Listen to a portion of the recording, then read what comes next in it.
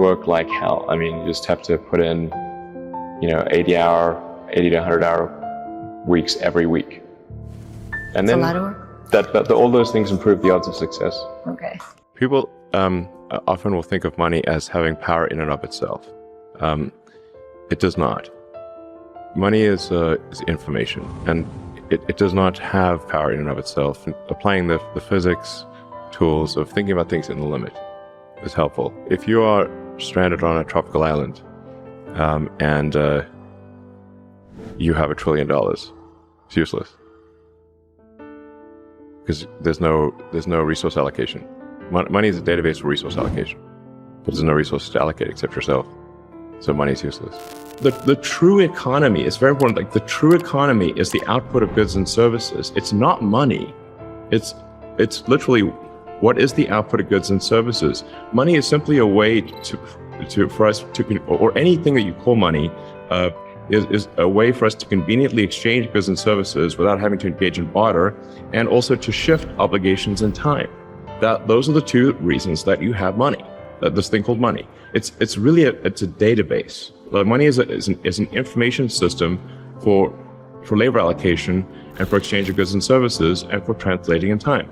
And the quality of that information is a function of it's like you can apply information theory to money, and I think it helps explain why one money system is, or why one action is better than another.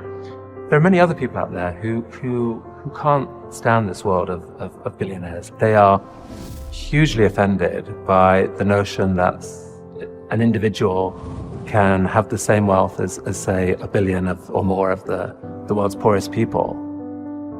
Work like hell. I mean, you just have to put in, 80 to 100 hour weeks every week. And then a lot of work. All those things improve the odds of success. Okay. I mean, if other people are putting in 40-hour work weeks and you're putting in 100-hour work weeks, then even if you're doing the same thing, you know that in 1 year you will achieve what they achieve. You will achieve in 4 months what it takes them a year to achieve. I think the right way to think of things is like, what is the most useful thing that you can think of to do, and that others are not doing? If our problems are getting well solved by others, there's not much point in going and then competing against them if they're going to solve it well anyway. It's better to work on things that you think probably enough smart people aren't working on. I would encourage you to take risks now. Do something bold. You won't regret it. I would say I'm motivated by curiosity more than anything. Just a desire to think about the future. And I mean, I'm feeling, I guess, relatively optimistic about the future these days. There are certainly some big risks that humanity faces. I think the population collapse is a really big deal that I wish more people would think about. I was always sort of really interested in reading when I was a kid, and I read everything that I could get my hands on. I read the encyclopedia. I read probably age 9 or 10. Well, and not that I actually wanted to read the encyclopedia, but I ran out of things to read, so in desperation I read the encyclopedia. Well, I just sort of, I got bored easily, and so unless I was doing something like reading or playing a video game or watching TV, and we had like terrible TV in South Africa.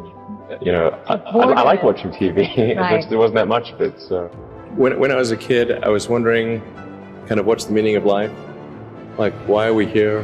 What's it all about? And I came to the conclusion that what really matters is trying to understand the right questions to ask.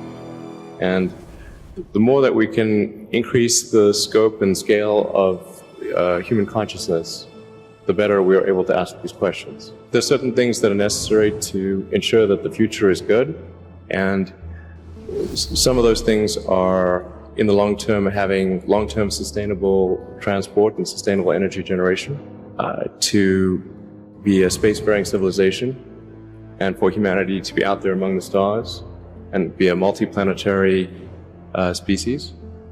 I think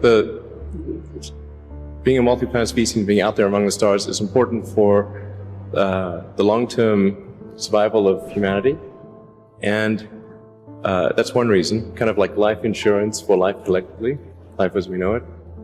But then the part that I find personally most motivating is that it creates a sense of adventure and it makes people excited about the future. I gave basically both SpaceX and Tesla from the beginning a probability of less than 10% likely to succeed. In the beginning, I wouldn't even let my friends invest because I didn't want to lose their money. I thought it was like, I'd rather lose my own money. We almost did die at SpaceX actually. So I budgeted for 3 flights. Technically, I did have a plan where I had the money from PayPal. I had like about 180 million from PayPal. And I thought, I'll allocate half of that to SpaceX and Tesla and Solar City, and that should be fine. I'll have 90 million, like it's just lots, But then what happened is things cost more and took longer than I thought. So I had a choice of either put the rest of the money in or the companies are going to die. And it's like, so I ended up putting all the money in and borrowing money for rent from friends. Well, I certainly have lost many battles. So far, I've not lost a war, but I've certainly lost many battles. Oh, yeah, more than I can count, probably. We had many, at Tesla, we came many times close to bankruptcy. In fact, at the end of 2008, we were only a few days from bankruptcy. Literally 2 days, or 3 days maybe. I think there's some axiomatic flaws that are leading to them to that conclusion. If for sure, it would be very problematic if I was consuming, billions of dollars a year in personal consumption. But that is not the case. In fact, I don't even own a home right now. I'm literally staying at friends' places. I don't have a yacht. The one exception is a plane. But if I don't use the plane, then I have less hours to work. So there's for sure, in recent years, billionaire has become a pejorative. So it's like that's a bad thing, which I think doesn't make a lot of sense in most cases. I'm a volunteer. I don't need the money. There's nothing. It's not like I'm sitting here saying I wish I could buy such and such a thing. I could buy it, but not being motivated personally by money is not the same as saying that I think SpaceX shouldn't make money. In fact, it's very important that SpaceX is profitable or we will not be able to earn the money necessary to continue future development. If you have millions of dollars, it changes your lifestyle, and anyone who says differently is just full of bullshit. It's not as though I've got like $1 billion just sitting in a bank account or something. It just means that my ownership of the companies, if you add them up, it's a couple $1 billion. I think if you care about the reality of goodness instead of the perception of it, philanthropy is extremely difficult. SpaceX, Tesla, Neuralink, and Boring Company are philanthropy. If you say philanthropy is love of humanity, they are philanthropy. Tesla is accelerating sustainable energy. This is a love of full anthropy. Right.